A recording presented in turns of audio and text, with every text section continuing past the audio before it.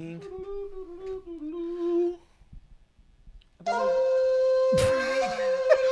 Nation, what's good? It's your boy Pat the Designer, back at it again. A lot to get into. Oh, was that racist? That felt a little racist. I don't know. I have so many questions. I missed the whole intro. I missed the intro. I did too. I didn't know you did it like that. Yeah. Hey, we got a lot to get into on today's episode. As we got to talk about Joe Thuney being the protector of the year. Also, got to take a look at what are you doing, Ty? I still got to play the intro. You had time to do all this. What are you talking about? He introduces We are live, and then he hits the intro secondly. You must not watch the. He didn't watch the show. He didn't watch the show. He didn't watch the show. Oh, you're trying to preview. Oh, yeah, don't worry about it. I didn't know. Update me.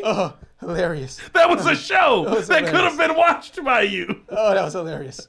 You could have gave us a little pregame. You know what I'm saying, dog? Hey, hold on a second. Show up on Mondays and you just saw it. Oh, Lord. Listen, we got a lot to get into on today's show. Do we just got to trust this Bears team to fix the left tackle position? Also got to take a look at a very interesting stadium update. And, of course, SI came up with some trade candidates, and they are interesting trade candidates. All that and more in today's episode of the Windy City Breeze Sports Talk Daily. Pay no attention to these jamokes. Let's go.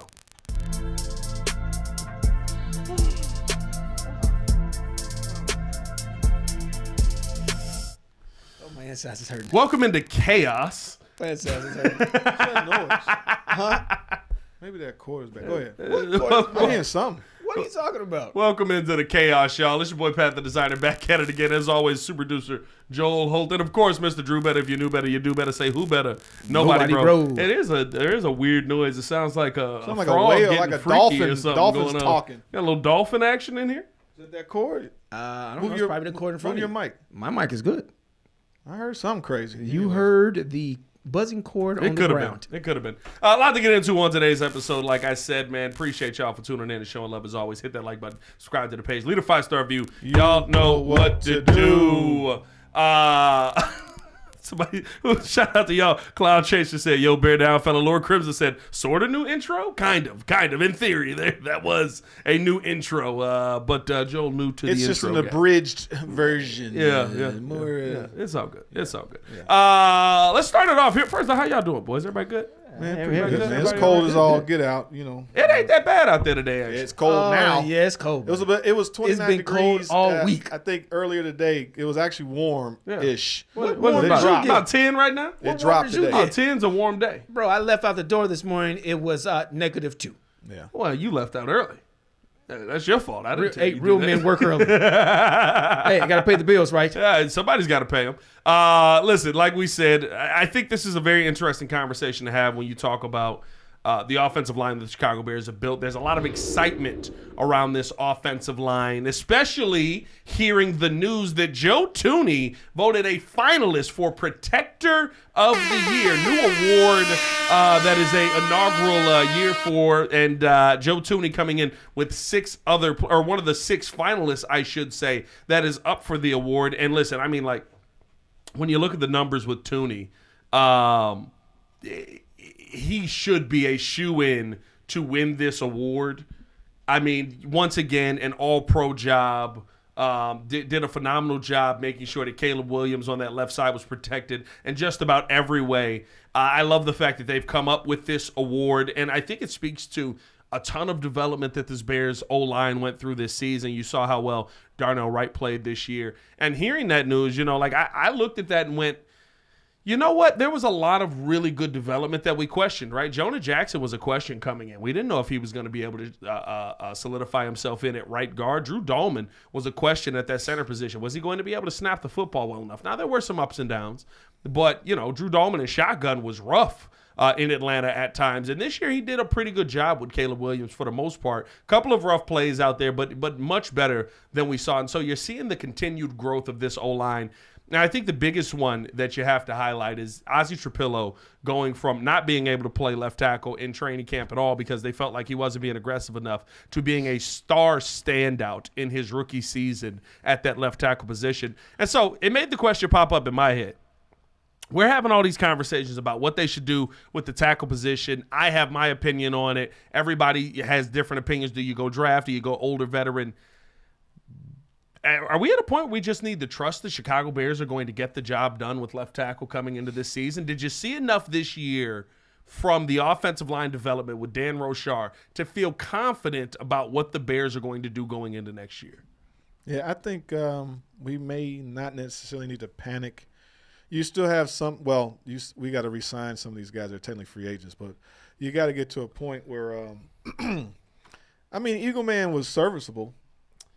Eagle Man was a little better than Braxton. I think Eagle Man was a new face. He was serviceable, but if it just depends on when they think Trapillo's coming back. If he's tracking to come back later in the year, then fine. If they're saying he has a setback, then they have to pivot and they got to make a decision. So, I mean, I always want to, when it comes to protecting the quarterback, you definitely want to ensure that, you can do that and get something in place as soon as possible. But I think, too, you got to factor in a little combination of Caleb getting better at offense this year, next year coming up. Is it a situation where you sign a tight end or another, a more pass blocking other player that can actually help pick up those blocks? Like, there's going to be a couple things that they're going to end up doing. And but again, I mean, if you got Eagle Man and if Trapillo is actually tracking to come back in the year, then maybe we don't have to necessarily overreact to it. Am I crazy for feeling like you're probably going with a new face here after what we saw in the playoffs? Like, I kind of feel like if you felt confident enough in Eagle Man to be the left tackle moving forward, you probably throw him out there against Jared Verse. He played, 6 or 7 games this season at that left tackle position, and you said, yeah, we don't trust that. We would rather play Jordan McFadden. They put Joe Thuney. They put Joe Thuney at left tackle, and you said we'd rather play Jordan McFadden, who hasn't played a snap for us all season, instead of put Eagle Man back out there. I think that's very telling. Drew, your thoughts? So my thoughts are that I believe that Bears will get it right at left tackle. I believe that what we saw in the playoffs is what we're going to see going forward. They're going to move Thuney over to the left side and then bring up the guard because they have more faith in this guard than they do in Eagle Man. And Eagle Man is good for a spot start here and there. But I think with how, Ben Johnson is running the offense and how King Poles is drafting, that they are going to put more emphasis on the defense. And so they're going to use what we have in-house compared to bringing in a left tackle off the street. They might bring in maybe a Well, you got to re-sign all these guys. You got to re-sign Theo Benedict. You got to re-sign Braxton. How do we got to re-sign Theo Benedict? I thought he was still on a rookie contract. Hey, we didn't draft Theo Benedict. Theo Benedict was an undrafted free agent. Right, I thought he was on a rookie deal because when you sign him, he's on a rookie deal for a couple years. So he's been here for, He's been here 2 years. Remember last year he got banged up. This year he right. played. So what about Luke Newman? Luke Newman's a guard. Oh, he's a guard. He's a heavy-footed guard. And I like him at guard. Ooh. I like him in that situation. I thought we had Theo for another year. No. But now we got to re-sign him. That means we got to hit the draft. Definitely time to draft. Yeah, it's time to draft. But also, is there any faith in Karan Amagaji? No. Absolutely not. None. Oh, he might be worth. Wait a minute. Zero. I'm not saying I'm saying Don Richard makes he does wonderful things. He might be able to, with a whole year and 2 off seasons, he might have coached him up to be able to be serviceable next year. He's our new Braxton Jones. Karan Amagaji, first off, he's a higher pick than Braxton Jones. He's a 3rd-round pick. Mm-hmm. But Karan Amagaji stopped playing. Like, they literally were like, you stop practicing. We'll put you at third. You get 3rd-string reps at guard. We don't even want you in the tackle mix anymore. Like, I think that was very telling to me when we saw that at camp, when we never saw him get back to that point, really, where he was a part of the competition. End up getting banged up as well. So, that kind of goes into it. But realistically speaking, for me, you don't have a tackle right now on the team and because Braxton's unsigned and Theo is unsigned, you don't have a tackle on the team that you feel good about going into next season. I said, to me, your best case scenario probably, and you would have to do this right now, let Darnell know we're going to move you to left tackle. We're going to let you go out there and prove to us that we need it, because you got to pay Darnell coming up here. Let's see what kind of tackle market you get. He's got 2 more years. And but you're probably trying to get that done before you got to pay Caleb Williams. Well, for next year. You don't want to do that pretty much same year. But like to me, like you move Darnell to left tackle. We've seen him in moments look fine there. I don't know what that's going to be, but you give him an entire offseason to say, this is where you're going to be. I think it's a lot easier to go out in the market and find you a right tackle that's solid. We talked about, I think his name's Jermaine. What's old boy from the Giants? Giants right tackle. He was a right tackle for the Giants. Jermaine Ilu-Iminyor. And he was really good at right tackle. And really his struggles came from playing with the Giants and being out there. If you could find a way to get him re-signed next season, I would love for that to be your free agent move. And now you're just using him as a stopgap. But the part that you do have to ask the question on is what Drew brought up. It may be a draft situation because patellar tendon injuries don't always come back the same player. Mm-hmm. You might have to be looking for your future left tackle. Is that something you would rather address in the draft this year or not? Or he becomes the $6 million man and he comes back even better. No, I mean, that's great, but can you can't really rely on that. I was just being facetious. You can't rely on him, but this was supposed to be the offseason where we focus on getting the defense better. We were not supposed to have these kind of questions at the left tackle spot, because we have drafted a couple years in a row the left tackle. One of them didn't work out. One of them excelled but then got hurt. So I think we find somebody in the mediocre free agent market that's not going to cost much, because we're going to have to focus a lot of our allocation of resources on the defense as far as re-signing your safeties, finding your new tackle, maybe in the draft. One. You ain't signing two. Or you got to sign two, maybe three. You ain't signing two. You got to, because we still need Jonathan Owens and Elijah Hicks are no. I'm not talking about them, but we're talking about Bayard is big money. You signing him. Brisker is big money.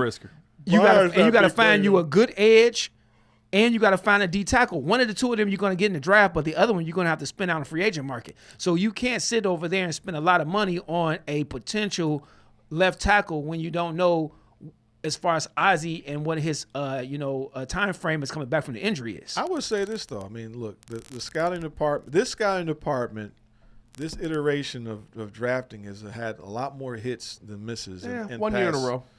No, I mean, but we've gotten our first round picks have been playing. Our first round picks have actually Caleb Williams, Darnell Wright, Colston Loveland. Yeah. Like they've been hitting. But let's not. It's the development of it too. What I'm getting at is that they can scout and they might be able to find somebody in the second or third round. It could happen. We just need you to be a stopgap player for us until we get our main tackle back, or you guys is competition. But I would just say that I do think that they get it right. And I just think there's also a second year in this system. Whoever they get in is going to get the full benefit of off-season training camp, the whole nine. So what would you rather see the Bears do? Would you rather see them address it in free agency or go via the draft? Because remember, if you're doing it via the draft, to me, don't go get a 5th-round left tackle. If you're doing it via the draft, make a real investment. Because worst-case scenario, you got 2 good left tackles. Well, you have to. I think you worst-case scenario, you're in a situation where you're like, Ozzie's really good, but this kid's really good. I don't think you can sit here and have a conversation when you know you have the quarterback where you're saying we're just going to go and find mediocre. Like, I think you have to make a real investment at that position in some way. Going free agency, you can go stopgap more than going via draft, because via draft, you're going to have a real investment. You have to draft. Thuney is 4 years old? We got his replacement already. What I'm saying is that there are guys that can there's certain guys that might be able to play guard or tackle to a point where you have to draft linemen. We have to get a collection of linemen to a certain point that regardless, like we're already thin now. We're already thin. We just drafted our left tackle. He may not be here next year. We're already down. Like, how many quality linemen do we have right now? Five. No, are you saying outside of Trapillo? Outside of Trapillo, you got Theo. I think Luke Newman gave you some really good moments. But he's not on the team right now. Luke went bad. Luke Newman is on. I thought you said he wasn't here. No, he said Theo Benedict isn't on the team. Okay. Luke Newman was the backup guard. Okay. Yeah, he's pretty good. Jonah Jackson. The other Drew Jackson. Dolman. No, but Darnell Wright. We traded No, for those and then, guys. And then the guy that came in for the playoff game, he showed a lot of promise. Jordan McFadden showed you some really good stuff. I ain't going to lie to you. He was not a pushover at the guard position. Yeah. So I believe that we have 6 quality. Including Ozzie 6. Including Ozzie 6. Right. Six. So, but it doesn't hurt to and get you a collection of linemen. It doesn't, but I don't want to invest a second or third round in the left tackle when you have a left tackle where it's not career-ending injury. Yes, the patella, But it might be. But it's not. But it might be. Not with today's technology. If you look at all of That study went through 2023. That's today's technology. that's new technology now. 2026 is new technology. Hey, listen, I hope he comes back. They're going to show something and bring up something new in 2026 just for Ozzie, so he's not a left tackle. I would pray on it. I'm drinking the beer. I'm drinking the beer, the fan juice on that one. But no, really. But you know, no, it's not drinking the beer juice. It's not that. That is not. I thought he said the fan juice. Yeah, no. If you gotta go to Germany, what we're talking about is that I don't want to invest a high draft pick in that when you need the high draft pick in your tackle and end, which is just as important in our progression towards the Super Bowl as left tackle is. but at the same token, it just depends on who's available at the pick. They may trade up. They're going to definitely make some type of move because I don't know if you can just fix your D-line in one draft. There's probably a defensive tackle. Listen, there's a way to do it. Oh, no, it's a lot. I want to say it's a lot. What I'm saying is, but this you a pause gotta- moment. This draft, the It's a defense is defensive deep. draft. It's Yes, deep. but you got to be able to get to them if you only got the 25th pick in the first and second, third round. So Well, here that's would basically be a second round pick. here would be my scenario, and let me know if y'all rolling Drum on roll. this. Drum if roll, you please. going, this would be a good drum roll right there. Would you rather you go get a tackle, whatever it is, right tackle, left tackle, via free agency? So you're probably out if you're spending money there on. You're probably out on Max Crosby or Trey Hendrickson, right? But you select a player with the 25th pick that you feel can be a legitimate defensive piece on that D line. You use either your second and third from this year or your second and from this year and second from next year to move back into this year's first round to take a second defensive piece, lower in the draft, but essentially doing what you saw what's the team? Houston do when they took Stroud and took Will Anderson, just going, we saw two pieces that are dominant defensive pieces, and we know we can get both of them right now. Because here's the thing. In my opinion, your Super Bowl window's open. Right, yeah. If your Super Bowl window's open, you need to be much more aggressive than you've been in the past.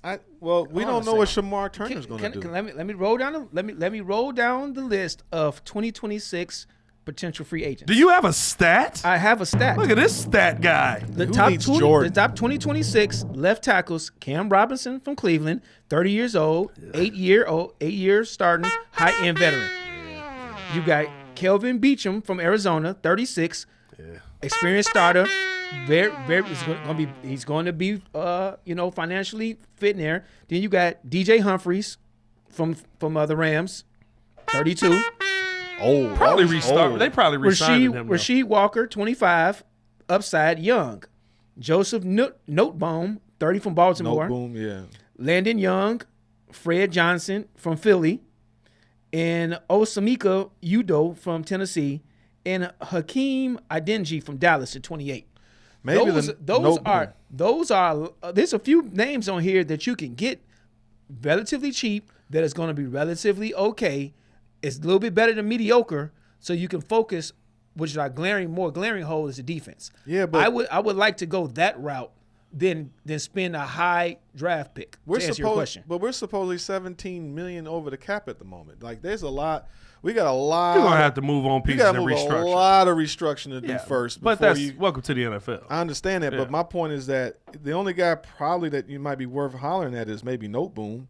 No, see that's too old. You want a guy kind of like Joe Thuney in that 32 to 33-year-old range to get a year or two out of as your swing tackle. Well, your hope is you're not getting two. We want your hope is that Ozzie comes back. Like this is literally a stopgap piece. That's why I said two at the most. That's why I said you want somebody 32 to get 2 years. So he comes in, plays a solid year, and then you could potentially use him just in case of injury. Just like we did Theo this year. You get 2 years of injury, and then you can bring somebody in the 4th round, draft somebody in the 4th and 5th round that could be your new swing tackle just in case of injury. But they may find somebody. There's guys that get drafted in all kind of rounds. I mean, the guard from Kansas City was like a 5th round, 4th round draft pick, you know, and he's one of the highest picked. Trey Smith. It happens. But it all depends on what are you valuing and what you think the Bears need. I think the Bears need more of a defense right now, even though Caleb is ascending. I think we need defense more than we need. We need a new, premier left tackle. And this is what you can't do. Shout out to the chat out here. Alex Houston 971. He said, "Bro, chill. The window is open for the next 10 years. 18 is not going anywhere. Ben's not going anywhere. I trust his staff. The Bears will dominate for years to come. This isn't the same old Bears. No window's open for the next 10 years. Not 10. Welcome to the NFL is 3. You got 3 and then a rebuild and then another 2 or 3 and then a rebuild. Because you end up having to pay people. Right. And that's why I say you have to be aggressive now. Mm-hmm. Your window is open. From here to the next 3 years, you've got a real opportunity to win a Super Bowl. So that's why I say your defense should be a priority, not the left tackle. If you're talking about being aggressive. But the left tackle, having that guy that can protect Caleb is very important. I just gave you the list of potential free agents. Oh, well, that's why I said you tell Darnell now. Hey, you playing left tackle next year. But he made so many strides on the right. I don't think he did. I don't think 100%. I don't think how much of regression does he do if he got to learn a whole new position? He's never played left. He never played left since college, I believe. He hasn't played left since college. He's played left. I shouldn't say that. He's played left a couple of times, spot moments here and there during it. He played left this year. Like literally a play because somebody went out. They're not going to put him out there if he can't play. If he could play left tackle, I would say if you're going to sign anybody, maybe the dude from the Giants as a starting right tackle if you got to do a stopgap. I agree with you, Drew, that this is all about defense this coming up year, this offseason. This D-line has to be revamped. So I would rather that way spend money on the D-line and not necessarily to put a lot of cap. See, I would rather that through the draft. No, I'm saying through the draft. I'm saying through the draft, we go and get D linemen. Oh, yeah. But I think we make a trade to get an impact defensive player as well. I think we have to move. There's some decisions to be made. I guess we can talk about that later on in the show. But I'm all about the D line. I think they can find somebody. They whoever they're starting left tackle should be serviceable enough to a point. And if it is Darnell Wright, then fine, and then they can sign a stopgap guy. They may be able to find a 3rd or 4th rounder. In the draft, you never know. It just depends on, how we'll see how they want to scheme for this. And between Thuney, you got the guard. Who says they don't put Thuney back at left tackle? I would think see how they work. You want the all-pro in your interior, though. That's my thing. They're going to do whatever they want to do. You want the all-pro in your interior. You can get away with, and I think this is the thing, too. Caleb Williams will help make Darnell Wright better at left tackle, right? Just like he did with Theo Benedict. Listen, we think Theo Benedict was good at left tackle. He wasn't.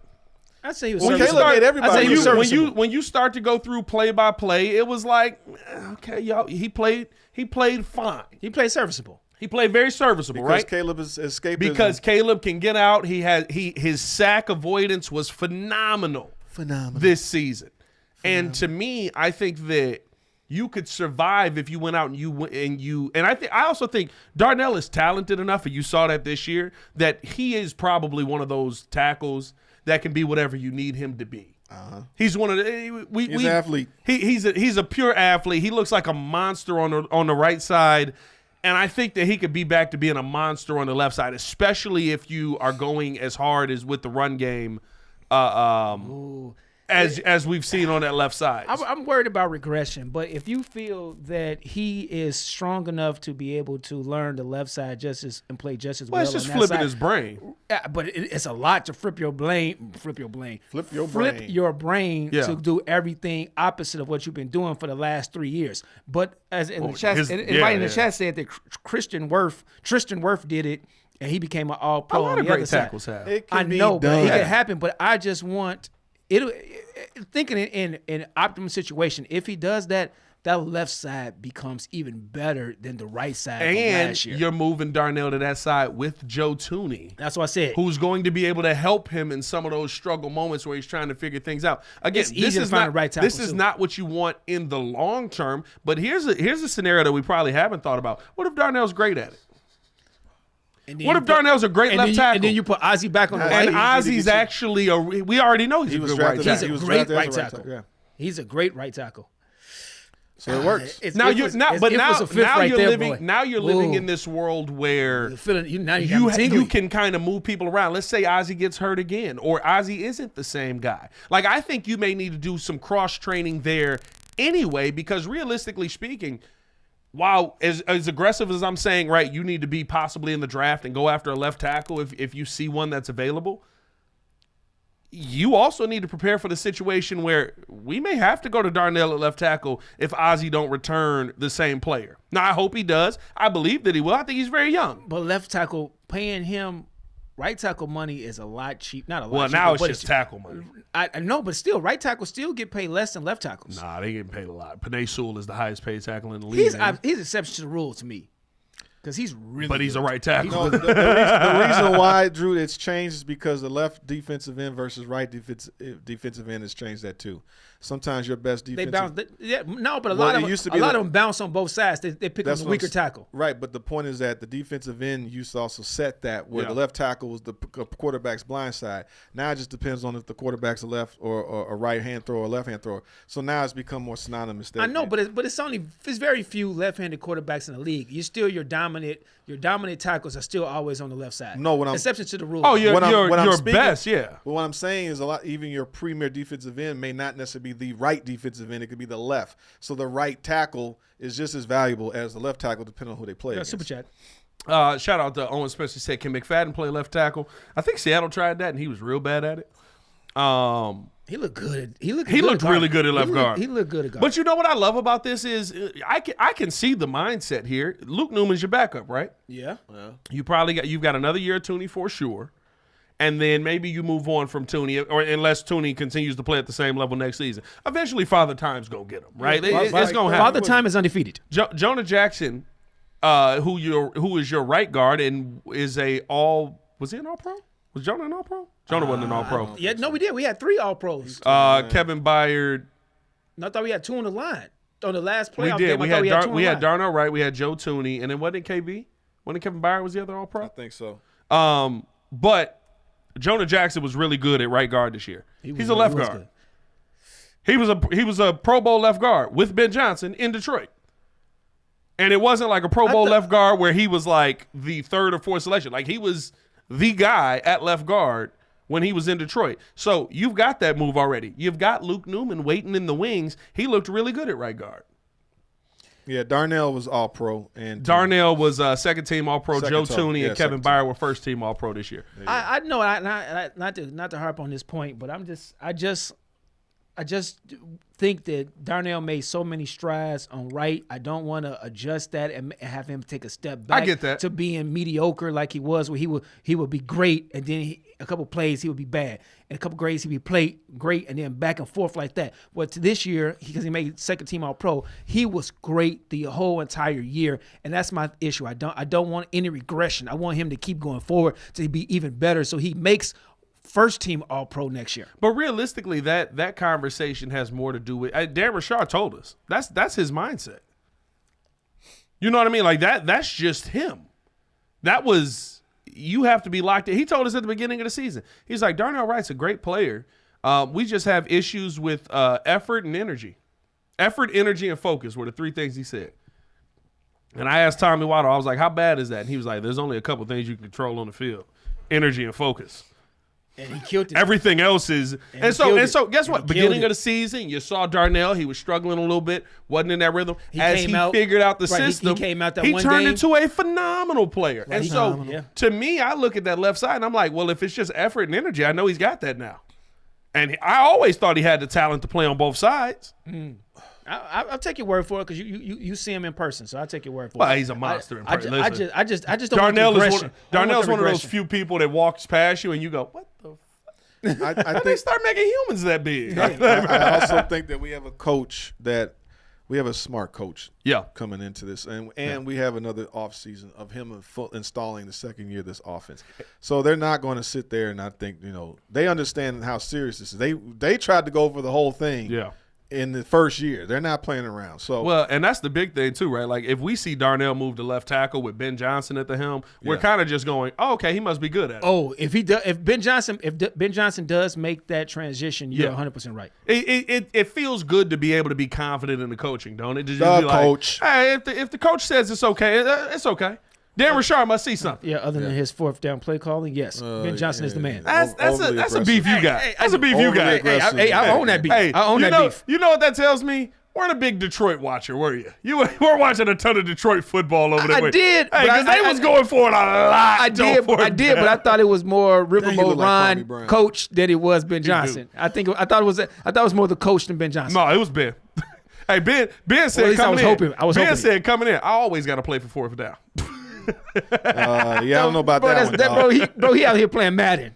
So I always got to call. Hey, listen. Sometimes he is, and guess what? Sometimes it works. Sometimes it don't. Now I will say this: the better you get in the system, the more improved you get in the system. I think it's going to work a lot more. I can't Appreciate y'all for tuning in and showing love as always. We got 130 in the building. Hit that like button if you haven't done so. 30 likes on the video. Let's get them likes up. Over 100 likes on the video, man. Appreciate y'all for showing love as always. Let's talk to the chat a little bit. What we got in the chat? What's a good comment here? If Darnell switches to left tackle, then I trust Ben Johnson. That's exactly what we was just saying right there. King Booker War says, I believe in Thuney until he shows that he can't anymore. Oh yeah, 100%. Joe Thuney's up. Fam, he's up for Protector of the Year. Protector of the Year. Like, I love the fact that they created this award to give those guys some love. Bro, that reminded me of The Blind Side. He was like, he's a protector. The quarterback, you protect the quarterback at all costs. Fam, we got a couple of blindside moments out of this team this year. I think Thuney had one. I think Darnell had one. Crimson. You know who had one? Luke Newman actually had one. Man, when he took that mug halfway down the field, and it was like, I told you, when he made pancakes on with old boy. Yeah. Bro, this is the first time our offense has been on pancakes like 2 or 3 times this year. It was great. Bro, I literally saw that, and I was like, when I seen him do that, I went, where were you taking him, son? Taking him to the bus. Taking him to the moon. He needed to have a seat. Where your man there when he said, take him to the moon? Hey, Lou Square said, nah, Ben got to stop that ish. Bro be tweaking. Listen, you shouldn't have hired Ben Johnson there. Well, I will say this, I just want controlled aggression. I will say this. There's a lot of teams not in the playoffs this year because of those decisions, though. Yeah. The Bears didn't have to be one of them. The Bears, it's an interception away from going to the playoffs, right? If you get a field goal, you win the game. But or going to the NFC title game. But Sean McVay is not in the Super Bowl, in some people's opinion, because of not going for it. The field goals on fourth, because of going for it on fourth down. A lot of people say the same thing about Sean Payton in the Super Bowl, although I don't know what you were supposed to do with Jarrett Stidham out there. He was supposed to kick that field goal. That's a long field goal. No, it wasn't. No, it was short. Which it was one short. you talking about? The one in the first half. In the second quarter. In the first half, yes, he should have kicked that one. He kicked that field goal. In the first half, he should have kicked that You take the sack. If Stidham takes the sack, then the Broncos in the Super Bowl. Yeah. Same thing with Sean McVay. He kicks any of those field goals in the first half. Yeah. He's in the Super Bowl too. So and if the Bears kick any of those field goals, would be in the It was only one field goal for the Bears. But my point is, no, he was only. We lost 9 points. I know, but it was only one he needed to kick. The other one he could have went for. We only needed one. But my point is saying that there is a fine line between aggressive and too much analytics. It's all situational awareness. Controlled aggression. You got to have situational awareness, right? Like I'm fine with you losing games, playing your game. But what we go on fourth down, 1 for 5? We didn't do that great. It's not a great day. You know what I mean? Baki said, I got a side note question. Y'all, who else got the feeling the Bears feel like Mr. Steal Your Girl to the Packers now? The way the Packers fans are talking about us, LMAO. Bro, listen, I ain't gonna lie to you. I like this. Bro. Oh my God. Not the did you see Seth Rollins today on ESPN? Yeah. Seth Rollins on Get Up when said they spoiled him coming back to WrestleMania. Yeah, no, that they said that who's the number one fight that he wants to see for coaches in WrestleMania. He said LaFleur and Ben Johnson at WrestleMania. And I got Ben. I got Ben. 488A. Yeah, that's a demon. I said that's what shut you off. I ain't gonna lie to you. I'm so excited for Ben Johnson versus Jeff Hafley the next year. Oh, I am. They firing him after this year. Yeah, he got 1 year. They're going to fire him. I'm so excited for that. I can't wait. Please put that on the Ben Johnson field. likes to dominate the Packers, bro. He is epitomizing a Chicago Packer hate. He ain't lied to. No, you know what he did? And I said this in a video. Ooh. He truly realized what was going to get the crowd on his side. We've never seen a crowd like that in Soldier Field. By the way, I keep saying this. Kudos to Bears fans for learning how to cheer. You mean to be quiet? We've never learned how to. Jay Cutler used to just cuss at us. I remember that. Jay Cutler literally used to just look in the stands and be like, shut the F up. Because we would be, oh, God, here we go. It was like, this is not a good time for this. The home team shouldn't have to go to silent count. Right. I love the fact that, like, not only did we learn how to cheer, but then when the opposing teams were on offense, they were like, we can't hear. We have to go to silent count. It was great. False start. It was great. Interception. Yes. Missed throw. Say it again. Jordan Love. Oh, I'm coming. Call it. Coming fast with them. Hot and ready. Coming fast with them. I was excited, man. I was excited. We'll see if the new stadium brings as much excitement. Hit that like button, subscribe to the page, leave a 5-star review. Y'all know what to do. Appreciate y'all for tuning in and showing love as always, man. I did do a poll on the YouTube, or not a poll, just ask the question on the YouTube post page. Make sure y'all check in with that, man. We do all our updates and stuff over there. And I was like, what was your favorite part of the 2025 season? And so many people said the fact that the Packers fans made a poll to make Ben Johnson apologize.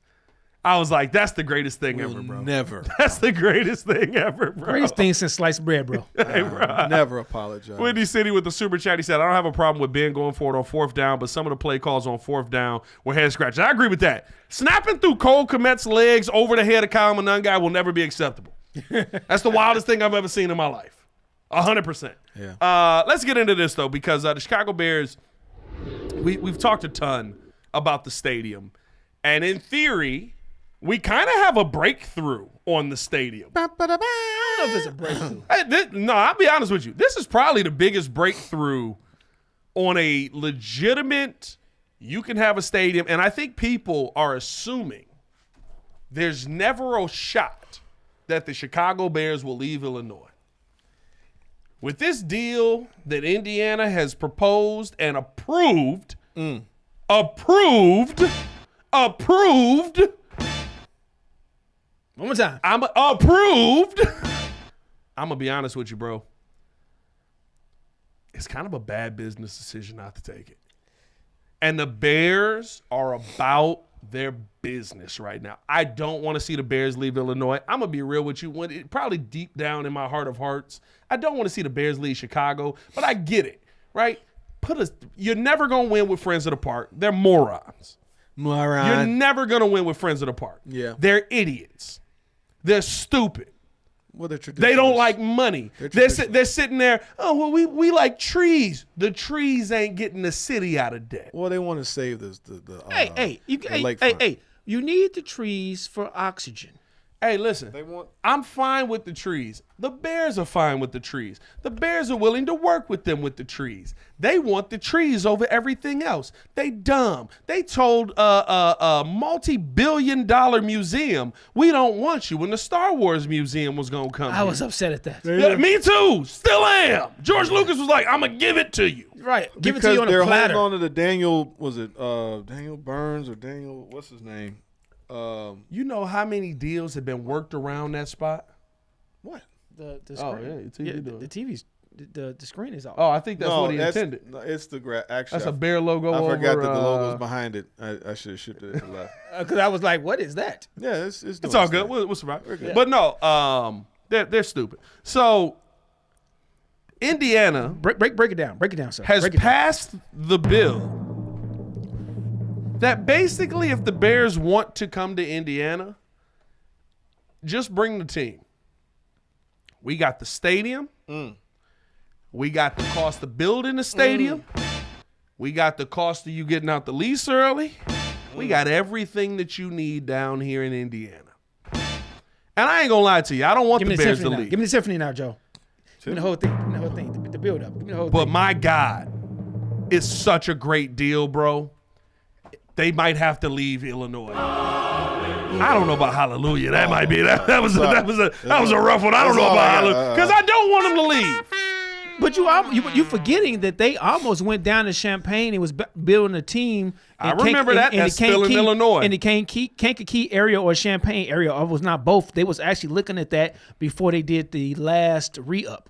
But that's still in Illinois. The Indiana Senate has approved the bill to essentially fund the entire stadium rebuild here. Governor Mike Braun tweeted this out. He said, Indiana is open for business and the Chicago Bears have taken notice. The Senate's passage of SB 27 to establish a Northwest Indiana Stadium Authority is the next critical step in the right direction to bring the Chicago Bears to the Hoosier State and grow Indiana's economy. I will tell you this right now. With everything that has been done, with what Indiana is approving, Illinois is about to lose the Chicago Bears. It's stupid now for them. Like you said, it's stupid for them not to leave. Well, there's no benefit to stay. Bro, by the way, you got a free stadium for 30 years. And by the way, when this is done, 10 years in, the Chicago Bears get to buy the stadium. I believe I saw this in here. Let me double check. No, it's not. It was not 10 years. It was 30. You get free for 30. No. They get it free for 30, but I believe 10 years in, I got to see this because kids sent this to us. Looks like the Bears get to buy the stadium, I believe, for $1. It looks like Ian Cunningham's gone. I'm mad. We got breaking news. I'm mad that he went though, because we don't get our compensatory picks. It just came out right now. Adam Schefter. Oh, we got breaking news. We gotta change 1 minute the title. ago. 1 minute ago. Oh, that's tough. That is tough. Keep talking about the stadium. We'll get into Ian Cunningham here in a second. But what are your thoughts on this? Because I'm gonna be real with you. I was gonna say, if you don't go, you're missing out. What I was going to say is this is the byproduct of a state that's ran better than the current state that we're in right now. So all that stuff's coming back. The point is that why is Indiana in a better position to offer that type of deal? Whereas the Illinois, years and years of bad management. You got governors going to jail. Every other governor. 3 out of the last 5 governors been in jail. So it's like, what do you expect to happen after you get to a certain point? Plus the Bears. But you forget the Bears owe the state money from the first deal they had going on. So it didn't make sense for them, I guess, for Illinois just can't afford it. So if they gotta go across the state line to go get their stuff, it is it's a smart business move. What difference? It's still the Chicago Bears. It's a great business move. You're still the Chicago Bears. That's what sucks about it. Great for me. It's closer to my house. Los True space, no man, it's good to stay in Chicago. Los Alumbrados said, proven fact, stadiums are economic drains. It never works. It's crazy, but had to work on it in college. Yeah, I mean, it is. I didn't. I would assume. Listen, here's the thing. No, I look at it. I don't see how it is. No. What you're gaining in now? Indiana essentially would get the money for 10 years, but what you're gaining in bringing the team there and all of that stuff is a part of it. But you are essentially giving them a free $1 billion stadium. Like you got to make back $1 billion before you start making profit. Right. But I don't think it's so-called draining because you got infrastructure. So you got all of these construction workers come out there. You have all of these industry workers. So you have all of this now new income and state taxes that they have to pay. Because if you live in any other state and you work in Indiana, Indiana gets their cut off the top. Yeah. Because I know people that work in Indiana and live in Indiana and work in Illinois. So Indiana gets their taxes off the top. So yeah, in theory, they're giving away all of this, icing on the cake for this stadium, but they're getting their money back within state income taxes. As long as this, I don't like the Chicago Bears moving to Indiana. I don't either. I'm with you, Drew. I don't like it, but from a strictly financial aspect of it, it's a dumb deal if they don't take that. And dude, honestly, this puts so much pressure on Pritzker to make it happen now. Hey, that's the worst part of it. We all are literally just like, I would hate to see the Bears leave Chicago, but they would be very stupid not to leave Chicago. That's really how this deal feels. My emotions say, I don't want you to leave. The businessman in me is like, you kind of gotta. You got to, bro. You got to. Hey, man, let's get to the breaking news at hand as Ian Cunningham has been hired. This just broke a couple of minutes ago. Has been hired by the Atlanta Falcons to be there. Did it say GM? Yes. Because technically Matt Ryan is the president and GM over there, right? So the Yes. Bears could have blocked. It's still an elevation of over what he is now because he's no longer the assistant GM. Right. But the fact if he doesn't have autonomy, yeah, we don't get our picks, which is why I'm so upset about it. You should have talked to your boy like, hey, I know this is a step. It's not a full step. It's half a step. They're hiring him as a GM, so we should get our But picks. no, because Ryan still has the ultimate say but behind the owner, so we don't get the picks. That's what the report that I saw earlier. That was the issue. Like, you don't get the picks on next year and the year after because he doesn't have full authority. Yeah. So unless that is incorrect or changed, he should have stayed. There hasn't been a lot of clarity on where the picks are going to end up here. But here's the big thing. You know, you lose a major piece in a year of the draft where you kind of need it. I feel like you need it the most. And I don't know, which picks Ian Cunningham has really been heavily on or hasn't been heavily on. Drop the stadium update real quick. Ryan Poles has been preparing for it for a while. That is the hope. Listen, you've known that Ian Cunningham could have gotten this job at any point. So your hope is that Ryan Poles has been preparing for this for some time. It'll be very interesting to see who the Bears name now as their assistant GM. But to me, like, this is a loss because you're now further into the season where you have to prepare pretty quickly for an upcoming draft. Of course, they were down at the Senior Bowl, but you weren't down at the Senior Bowl pre-scouting seniors this year. Or I should say, Ryan Poles and Ian Cunningham weren't. And Ryan Poles and Ian Cunningham have been fixtures at the Senior Bowl. I believe, who was the player we just got from the Senior Bowl? Was that Shamar? I don't think it was Shamar. There's a player we got in this draft, maybe Zay Frazier, that we just got in this draft from the Senior Bowl. So, like, to me, okay, so we got to – I don't know if this is facts or not. I don't know if that's facts. That's cap. That's cap. He said 5. He said 5. Yeah, that's cap. Yeah, That's cap. okay. All right. I appreciate the super chat, but we can't put no cap out there. Come on, hey, Baki. Let's be fictional. Baki. Let's be running. Update us on when we get some draft pick updates here. Baki bomb. But no, listen, to me, Ian Cunningham, I'm happy that he got the job. I'm actually glad that the Bears didn't block him because I think there was a way that they could have blocked him from getting this job because of how Matt Ryan is set up there. But this is a good it's good that you have people that are looking at the Chicago Bears and saying, we want to take from what you're doing. It sucks for us, right? Because you have to replace them and you have to find those guys that can step in. But you have built a culture that people look at and say, we need that. We need that over here. We need you to bring what you did there here. How many years have we been that team? Never. We can't even get 1 year. No, I'm saying how many years have we been the team that has wanted what somebody else had, and that's why we went to get it? The last time we were pilfered was heck of a word there. Pilfered. I like that. Pilfered. Was when Rivera left, our special teams guy left. Yep. It was all in the same year. I want to say that was 2015 maybe? Yeah, the Super Bowl year. Yeah. The Super Bowl year. No, 2005. 2005. Yeah, that's what I meant. The Super Bowl year. Whatever year that was, that's when our coaches got pilfered. Other than that, we've been asking for everybody else that's up and coming. And listen, I love it. I feel like it's a great get for the Falcons. I feel like it's a great thing for the Bears to have people that are looking to come in and take a piece of our culture. I think Ian Cunningham's going to do some really good things down there. Remember, Matt Ryan and Ryan Poles played together in college, so at Boston College. So that's going to be very interesting to see. Lord Crimson with a good comment there. Vic Fangio. Yeah, so according to Baki says Matt Ryan's press conference, he would not be doing GM duties. So what is... So then we should get 2 third-round picks. So we should, but I'm not sure. Because like I said, it's a bunch of misleading information regarding everybody's duties in the duties, like he was saying that, but within the organization, because the only way we would get the compulsory picks, if based on the Rooney Rule, is if Ian Cunningham goes over there and is the final say so in, people at the team. The president's technically going to have that because Matt Ryan is a football operations guy. So your president's going to have the final say so. But I do think to me, like it's exciting.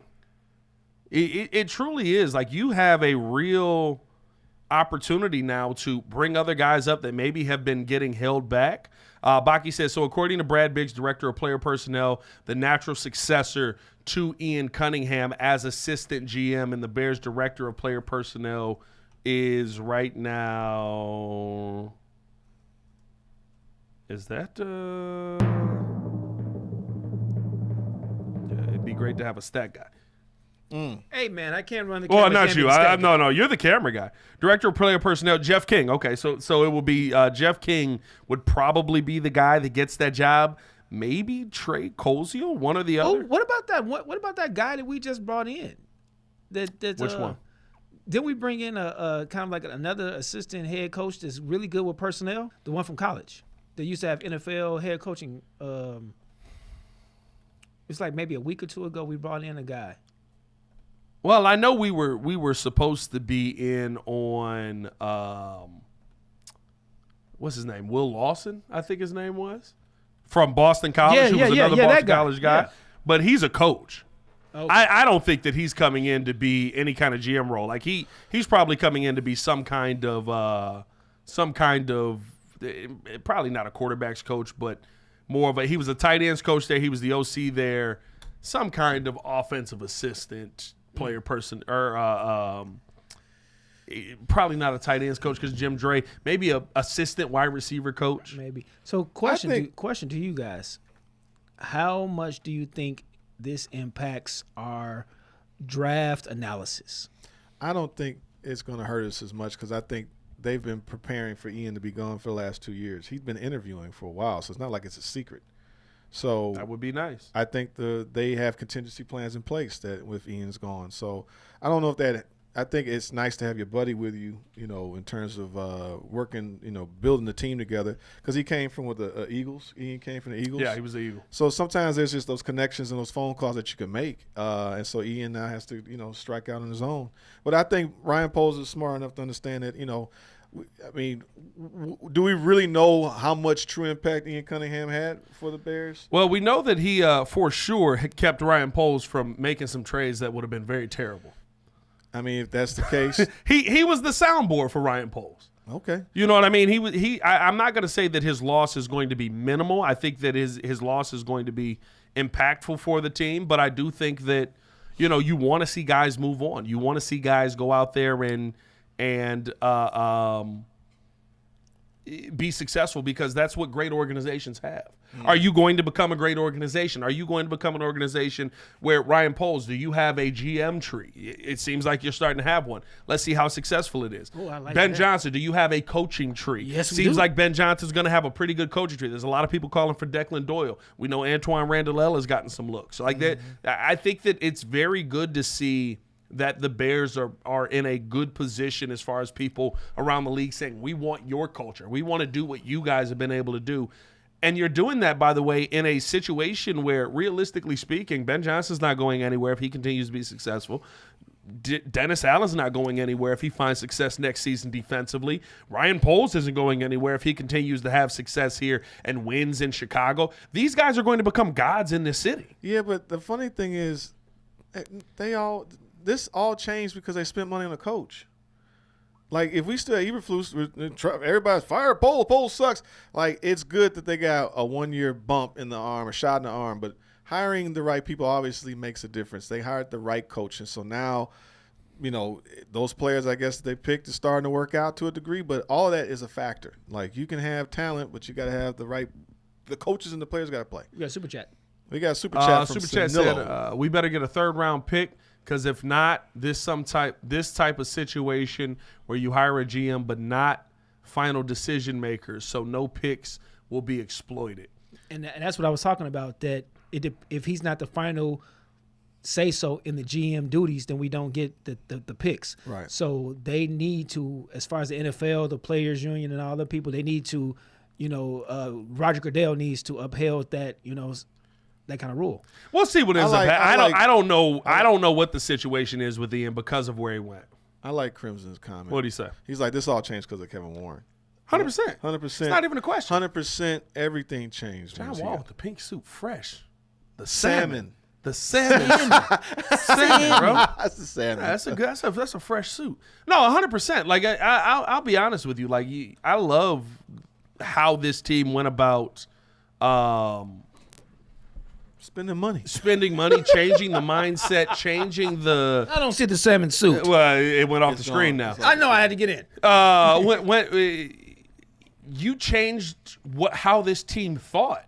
Mm-hmm. Like that, there is no undersell of that. Boggy said to check Twitter, Pat. Well, I mean, there is no undersell of changing how this team thought. Just sent you an article. Check Twitter. I bet. The biggest thing is that the Bears have become a modern NFL team. Like, After- congratulations! After it only took you 30 other years. After 100 years of we're going to show you what we're going to do, but we're going to beat you with execution. But to there's- finally but there's get a- modern. Like, Yeah, but there's a lot of teams that aren't there. I'll be honest with you. As much Probably as half of the teams. As much as we love the Steelers, are the Steelers there? They- Maybe they- now. they- Maybe they with still- Mike McCarthy. they but the Steelers still- weren't they- there with Mike Tomlin. they still are one of the prestige. 100%. I think they're smart organizations. enough to let the coaches do their thing. The owners are they're enough. They're smarter owners. Like the McCaskey folks was like, we're gonna play GM and we're gonna play build a team. But bro, But are they smart enough to the Yes. point where everything is separated, and yet Mike Tomlin every year was like, we got to figure out the quarterback position, and you never figured it out. But Yeah, they but the still owner- want to say, even though we want to win a Super Bowl, bro, they have been over 500 for 19 straight years. I understand we love Super Bowl. Well done. That's a great organization. no, the No, Steelers- it's the not. It's Steelers not have to been- say they're not great. It's just to say, did you keep it too separated? Where it's like, hey, we need this, and he's like, yeah, but I'm gonna take TJ Watt. Yeah, but you got to. The thing is like they drafted the quarterback. They got the coaching. They got the GM in place. Pittsburgh has been pretty much relevant. If the owners are not meddling to a point where they're hurting the team, is the point. Someone like, Your GM passed on Lamar. but hold on, but like, what's the name? Like Jerry Jones. I mean, outside of those 3 Super Bowls they got 30 years ago, right? Yeah. He's modern, but is he kind of more of a meddler in a sense? Oh, he's definitely a meddler, but his team, but he also always drafts in the trenches, always finds good offensive he's linemen, trying, but he wants and to always, win. So Dallas, He's trying. Dallas drafts really well. They draft right. They draft incredibly well. They try. We do got an update here. This is from CBS Sports. Baki sent this to us. Appreciate that, Baki. He said the general manager role in Atlanta is like most other GM gigs across the league, with one exception. This job is not what the league office considers the primary football executive position. Cunningham is considered a secondary football executive who reports to Ryan, the PFE, as designated by the team and the league office. Ugh. so no picks. So you dang near almost made a lateral move. So we get no It's picks. due to this structure that the Bears will not receive compensatory picks Told you. for losing Cunningham, a black man. What is it? That's why we get the picks. I saw That's that. why we get the picks, because he would be No, that's when it we would be a should Rooney have. rule, yeah. No, I'm should have saying gotten the a black picks. man. No, how he said it, yeah, a black man. What is that? That's why Rooney rule. But we don't get the picks. My Beginning point in was, so it 2021, sucks. the league began awarding 2 third-round picks to teams who developed minority talent that ultimately took head coach or GM roles. But multiple sources have confirmed to CBS Sports that the Bears will not get those picks, and the team has known that for some amount of time. In truth, the Bears could have blocked Cunningham from ever interviewing for the job, as it would be under league rules a lateral position, but in reality it is a promotion for Cunningham, and the Bears are allowing him to seek out the position. Speaks to his standing within the Chicago organization. Listen, it sucks. We don't get the picks. Hold on. In the words of my homie Drew. This is from Jonathan Jones, who wrote this story. In the words of my homie Drew, no victories. No victories. No victories. No victories. You don't give that up. You don't give up the pick. You take the picks. You don't get the picks. We get the picks. You don't get the You picks. just gave away. No, That's a lateral movement for him.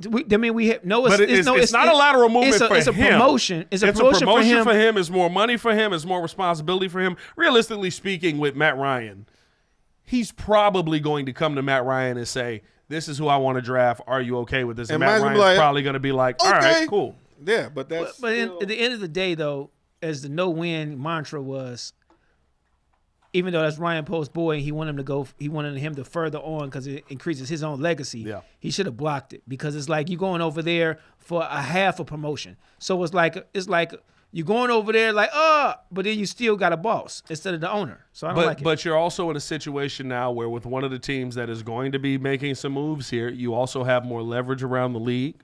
You're probably going to be making trades with the Atlanta Falcons because your president of football operations and GM are very cool with Ryan Poles.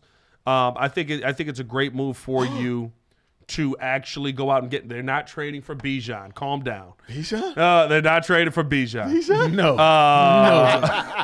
No, Joe. And here's my thing with all of that. Whenever somebody's like, "Well, you should have blocked it." How does it work at your job when somebody blocks you from getting a promotion? You We're dislike. talking about being selfish don't want Bears to do fans. your job. You We're talking about sabotage. selfish Bears fans, right? To your point, of course, congratulations. He got promotion. That's your boy. I'm just saying, for building my goddamn team right now, I would have liked the picks. But I would have loved to get the picks. I get But it. realistically speaking, you've probably done more than what draft picks can do for you. Hold on a second. You've put yourself in a position where you still have a good relationship with Philly because you made the deals there. And you probably got, Ryan has probably figured that out. You've got a good relationship now with the Atlanta Falcons, who have a ton of young talent on that team.